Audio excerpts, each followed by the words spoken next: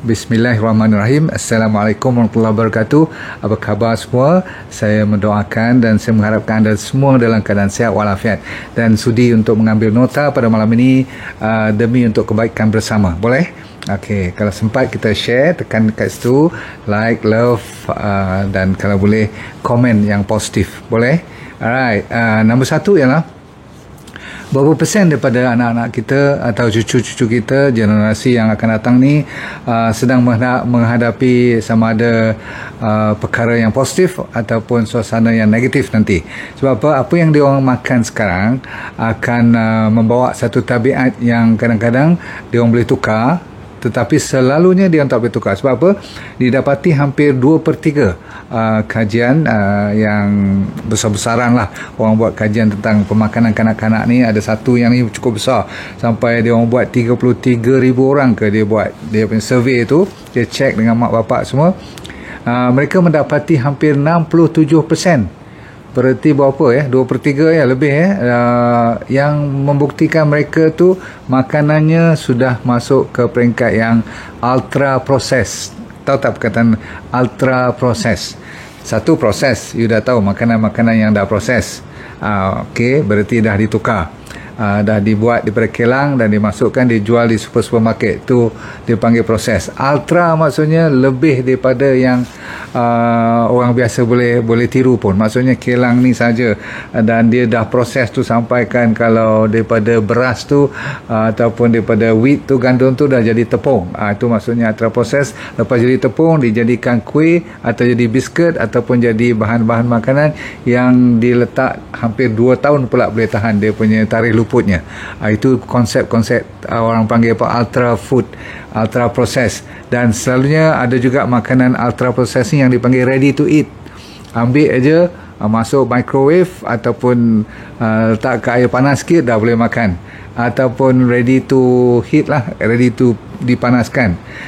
Dan selalunya dia orang ambil daripada grain-grain ataupun biji-biji yang dah diproses, sama ada daripada GMO ataupun yang telah dihybridkan, sama ada pesticide, insecticide tu kita tidak ada kuasa nak kontrol. Kita beli, kita bagi je pada anak kita. Kadang-kadang kita sibuk, betul tak? Ataupun kita tak ada masa, dan dia orang pun dah biasa nak itu je, dia tak nak benda lain lagi dah. Dan kebanyakan daripada minyak yang digunakan memang confirm selalunya trans fat tu datangnya daripada minyak-minyak daripada sunflower, daripada canola, daripada inilah bunga-bunga yang selalunya dah diproses juga. Minyak tu pun dah diproses kan. Dan starches, bahan-bahan yang dikatakan karbohidrat pun semua dah diproses. Baik. Ada tak anak atau cucu kita kalau ambil 10 jenis makanan yang dia orang suka, ada tak 6/10 ataupun 7 daripada 10 tu adalah makanan yang kurang sihat sikit? Kalau saya kata betul-betul tak elok atau tak sihat, nanti you marah saya pula kan. Tetapi saya sendiri ada cucu, saya sendiri ada anak, saya tahu apa yang dia orang makan dan apa yang dia orang pula bagi kepada anak mereka. Dan ada kesilapan tu datangnya daripada saya sendiri ataupun daripada kita lah sebagai ibu dan bapa ataupun sebagai atuk yang tidak, orang kata apa, daripada awal. Perkataannya daripada awal kadang-kadang kita tidak perbetulkan atau kita tidak menggalakkan ataupun kita tidak acah mereka. Sebab budak-budak ni kita tak boleh paksa dia makan. Nanti saya bagi tahu berapa step yang kita harus cuba. Jangan kita putus asa, masih boleh lagi. Sebab apa? Kalau kita pun boleh bertukar, walau dah dewasa sampai dah tua pun boleh bertukar lagi perangai disebabkan mungkin terpaksa sebabkan penyakit. Tapi mereka, janganlah anda ataupun you all semua tunggu sampai diorang sakit baru nak paksa diorang tukar kan. Kita kena pujuk. Perkataannya adalah pujuk. Ada tak perkataan junk food yang mungkin dah terlepas dalam perut mereka? Setiap hari ke, setiap minggu sekali ke, ataupun 3 kali seminggu ke, terserah pada you tahu sendiri. Tapi kalau kerap sangat, terutama sekali soft drink, makanan-makanan ataupun minuman ringan ni, minuman-minuman yang bergula, confirm you tak akan lepas lah. Kalau dia dah mula gian dengan minuman soda, Coca-Cola semua ni, ataupun yang jus-jus yang datang daripada kotak atau botol ni, dia akan lekat. Ini bahayanya. Lepas tu chips, pernah dengar? Potato chips. Lepas tu coklat, bukan coklat yang dark coklat pula tu. Semua coklat yang ada gula, yang ada susu, betul? Lepas tu candy, jenis-jenis candy ni, ais krim lagi, ais krim pula ada macam-macam jenis ais krim, ada pewarna lagi. Lepas tu breakfast. Memang betul dia orang makan cereal, tapi you tengok tak cereal tu di belakang kotak tu apa dia tulis? Kalau gambar tu kartun ataupun gambar tu gambar binatang, harimau dan sebagainya, nampak ketawa macam happy-happy tu, confirm. Kat belakang tu kalau pula cereal tu berwarna-warni, confirm. Kita dah tak boleh lepas lagi dah tanggungjawab kita pada malam ni untuk menyesuaikan balik, membetulkan keadaan. Jangan terlalu kelang kabut ya. Kadang-kadang kita tak boleh membuatnya atau melakukannya secara spontan, tak boleh, sebab dia orang dah mungkin bertahun-tahun, walaupun umurnya baru 7-8 tahun, tapi dia dah amalkan mungkin dah 4 tahun 5 tahun. You nak tukar malam ni juga mungkin tak boleh, tapi insyaAllah. Lepas tu ada yang sup-sup yang you buat tu kan, kadang-kadang datang daripada can, daripada tin, daripada package dia tu. Kalau nugget ayam tu biasalah, yang masuk dalam peti ais, dibekukan sampai 5-6 bulan kita boleh pakai lagi. Hot dog, french fries, apa lagi, bacon, salami, macam-macam lah. Okay, so kalau you juga kata bagi minum orange juice, you kata you suka bagi kat dia fruit juice, semua tu out. Sebab apa? Semua juices yang datang pada kotak semua dah tak ada lagi dah dia punya mineral dan vitamin, tinggal gula je. Sebab apa? Bila dia pasteurize ataupun dia mesti panaskan, habis dia punya vitamin C semua tu langsung tak ada. Jadi you rasa je you ambil minuman orange, tapi memang air tu tak sihat langsung. Okay? Tapi bagus juga you bagi dia orange, kurang-kurang kepala dia memikirkan, aku suka minum orange. Lain kali you bagi orange yang betul-betul orange lah, yang di squeeze dengan tangan sendiri, masa tu nak minum, masa tu kita pegang, sekurang-kurangnya bagus lah. Lambat laun suruh dia gigit juga orange tu, sebab kita sebenarnya nak fiber tu, nak serat tu sekali, betul? Baik.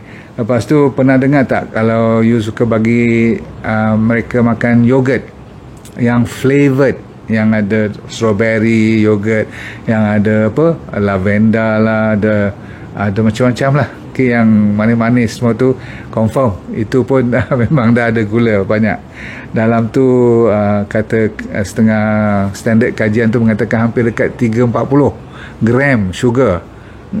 Kalau 340 gram sugar ni selalunya yang dibenarkan antara 10-15 gram je sehari. Kita sampai, kalau satu yogurt tu dah 38-40 gram sugar. Bayangkan baru pagi je ada yogurt tu. Baik. Lepas tu setengah daripada kita suka bagi kepada anak-anak cucu kita, dia panggil shake, macam milkshake lah, ni lah yang kita masuk dalam Tupperware tu, kita goncang dia, bagi dia minum. Sedap bukan main. Rupa-rupanya dalam tu banyak apa? Banyak perasa, gula dan bahan-bahan yang meningkatkan berat badan. Baiklah.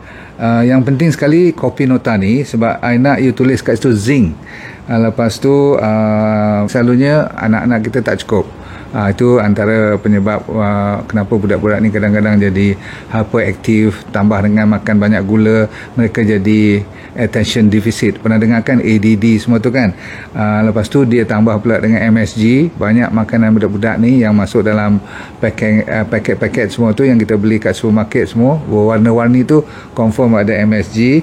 Lepas tu tolong suplementkan dengan omega 3. Kecuali kalau dia orang dapat ikan-ikan yang sihat-sihat. Kalau dia orang suka makan ikan, dibenarkan. Telur dibenarkan. Ingat, kita tak payah ikut D&D diet yang strict macam orang dewasa, nak betulkan kanser, nak betulkan diabetes semua tu. Sebab budak-budak masih lagi membesar, you boleh benarkan dia orang ambil benda-benda daging, terutama sekali daging yang organik. Saya ulang, daging yang organik. Jangan bagi di mereka ayam-ayam yang, saya nak cerita ni pun saya tak tahu, sampai di belakang otak saya ni memikirkan macam mana nak jawab ni, betul tak? Mana kita nak cari, betul tak? Daging-daging organik. Tapi kalau dapat, cubalah. Sebab apa?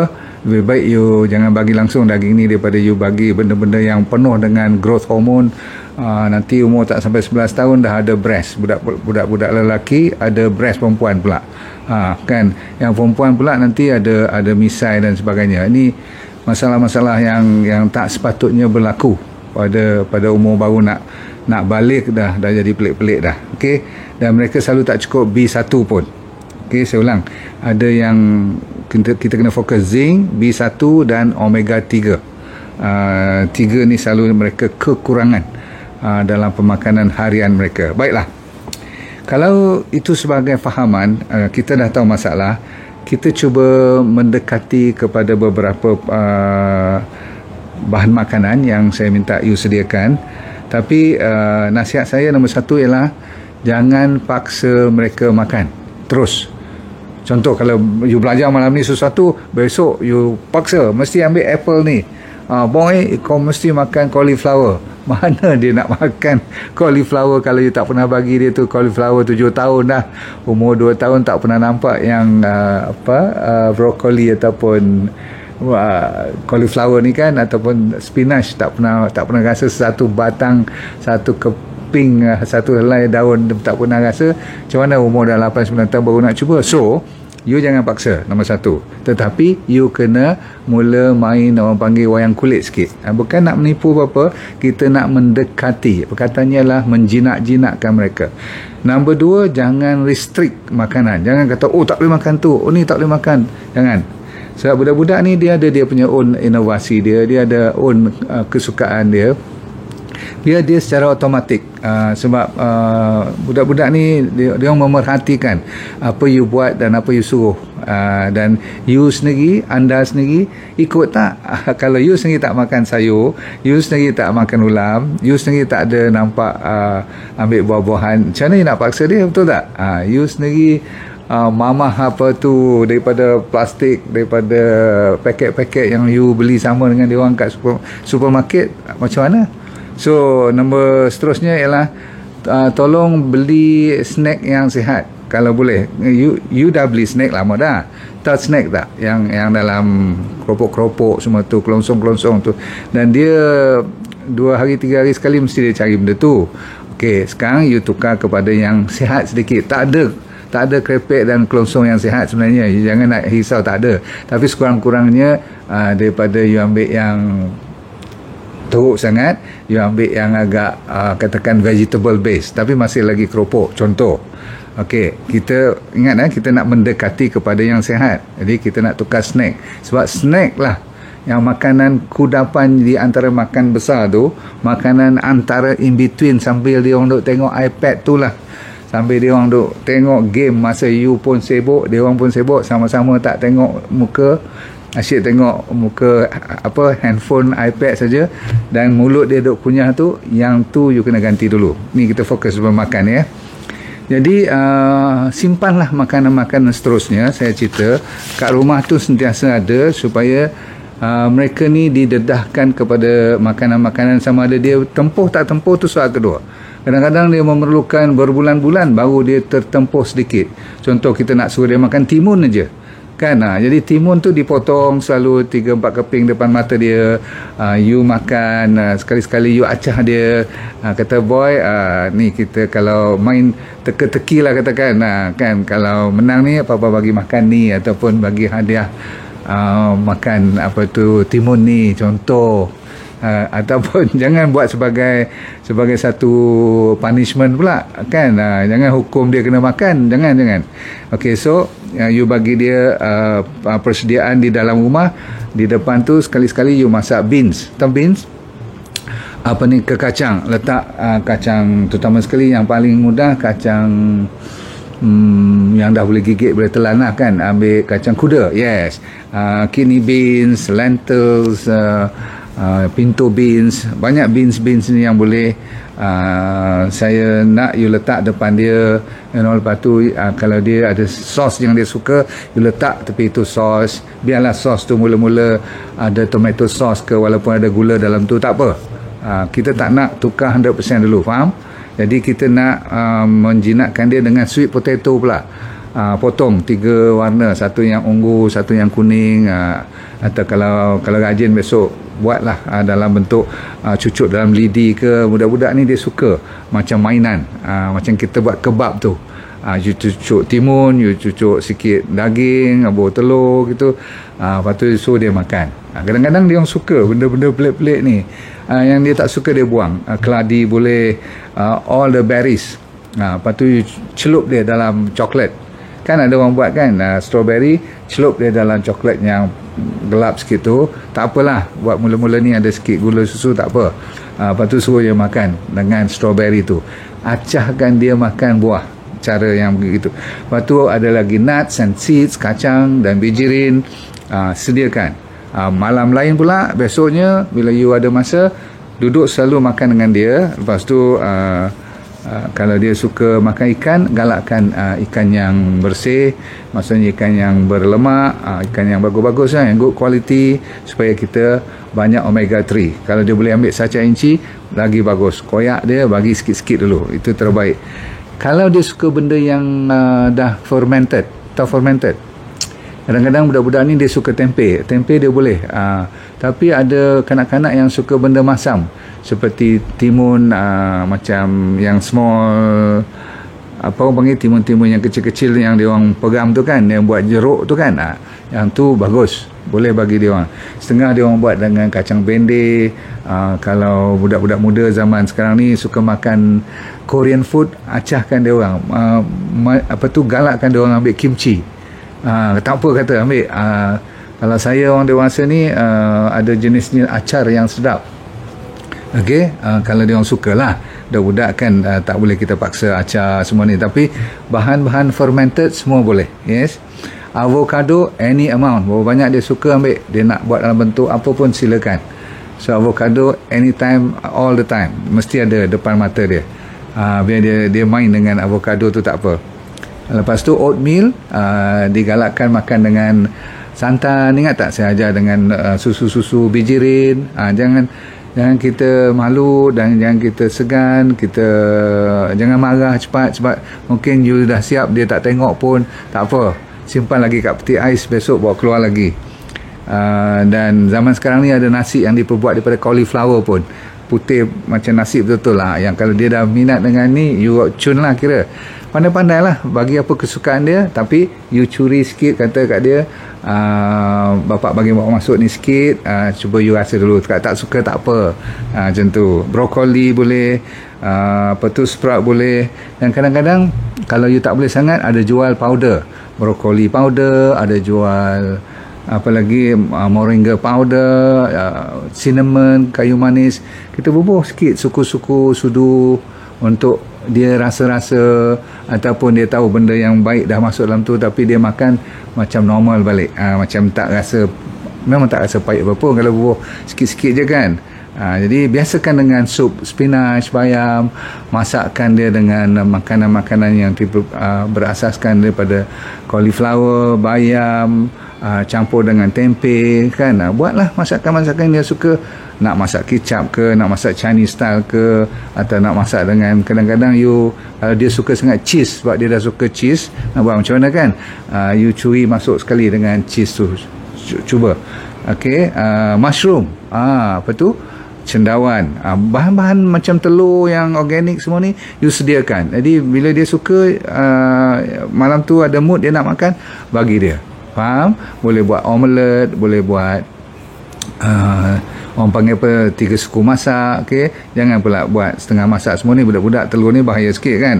Lepas tu dengan pumpkin, tahu tak, kuaci semua tu, pandai-pandailah mak-mak kat sini cuba buat resipi-resipi baru, tengok. Lepas tu datang buah-buahan semua kat Malaysia ni boleh, imported pun boleh, daripada saya kata guava ke apple ke apa tu, guava tu apa tadi, buah jambu, yes, macam-macam ada, orange yang betul, grapefruit, pear, walnut, buah kurma boleh, apa tu kalau nak, buah, kalau dia orang suka lah, buah tin, banyak lah. Buah-buahan ni kat Malaysia, kalau dia suka sampai buah langsat pun silakan, dia suka manggis pun boleh, cuma jangan terlalu banyak bahan-bahan seperti.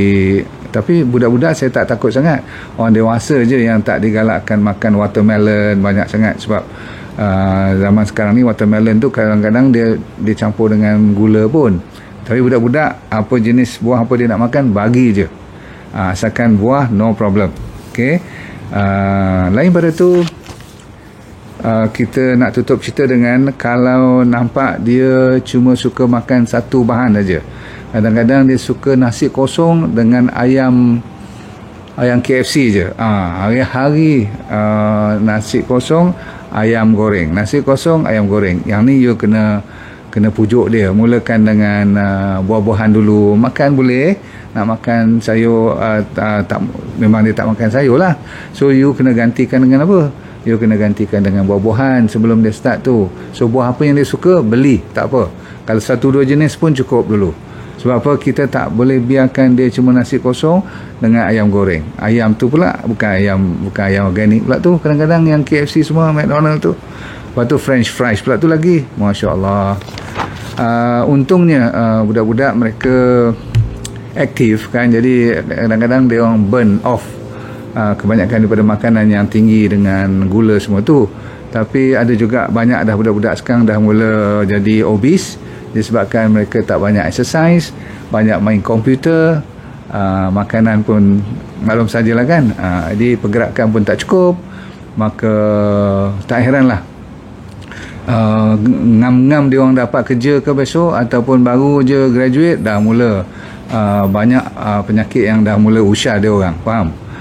Pre-diabetic tu memang biasalah. Tahu pre-diabetic dah mula tengok gula tu dah mula, insulin semua dah mula naik. Umur baru 22, 25 macam tu. Kesian dia orang, kesian. Betul, saya tak mau cakap lah sebab bahasa-bahasa ni ibu-ibu dan bapa-bapa tak suka dengar. Tapi sebab juga kalau saya cakap ni, sebab yelah kan kita tak maulah tengok apa tu, maksudnya kita tak mau tengok tak saya cakap you cuba isikan tempat kosong. Selalu kalau saya cakap macam tu nanti ada orang marah saya. Macam saya mendoakan pula. Tidak sekali saya mendoakan anak dan cucu kita apa sakit dulu daripada kita. Itu lapik sikit cakap lah. Okay. Mereka sakit dulu daripada kita. Kita tak nak. Okay. Kita yang tua ni kalau sakit dulu masuk akal lah. Tapi zaman sekarang Masya Allah, kan saya kata tadi 2/3 daripada anak-anak muda dah mula mempersediakan diri untuk menjadikan badan tu sebagai tempat untuk penyakit singgah. Kita tak nak. Okay? Kita mohon anda sekalian pada malam ini sila sampaikan pesan ni kepada seramai mungkin.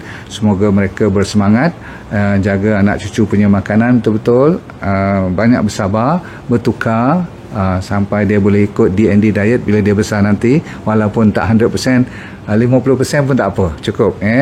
Sekurang-kurang dia jaga air, dia jaga buah-buahan, jaga sayur, tidak langsung suka pada gula nanti. Alhamdulillah. Lepas tu baru ajar dia pasal susu, ajar dia pasal daging, one by one. Jangan lupa pada tidur juga, exercise dia, dan ajar dia supaya tidak orang kata apa, tak pandai nak handle stress. Sebab budak-budak muda sekarang memang kadang-kadang tak diajar macam mana untuk mengendalikan stres. Okey, cukup dulu pada malam ini saudara-saudara sekalian. Terima kasih banyak. Kita bertemu anda pada masa yang terdekat nanti dengan topik yang lain pula. Okey, dan saya mendoakan anda sentiasa supaya keluarga bahagia. Okey, dunia ni bahagia dan akhirat anda semua syurga, insya-Allah. Maka ingatlah, let go all the time and feel good. Alright.